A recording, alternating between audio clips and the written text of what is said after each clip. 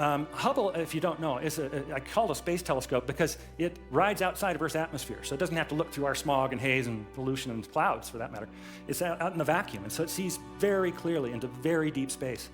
And since Hubble has existed, we've been able to learn so much about deep space that we didn't have any clue before. For example, we have learned that there are at least 100 billion galaxies the size of our own Milky Way. And each of those galaxies has at least 100 billion stars in it. Feel small yet? This is the Tadpole Galaxy, and I'm showing it to you. I think this is pretty, but also because I want you to see all these little dots. If the room was darker, you'd see yet more. But all these little dots here, that you might mistake those for stars. Those are not stars, those are galaxies.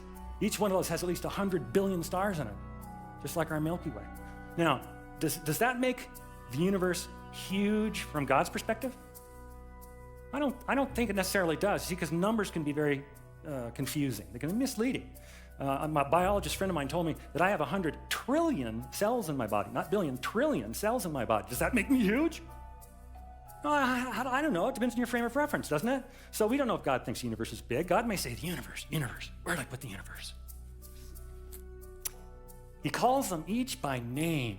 Because of God's great power and mighty strength, not one of them is missing. What does it mean to be missing? It means to be out of place, not where you belong. You mean all the stars, hundreds upon hundreds of billions of stars, are right where God wants them?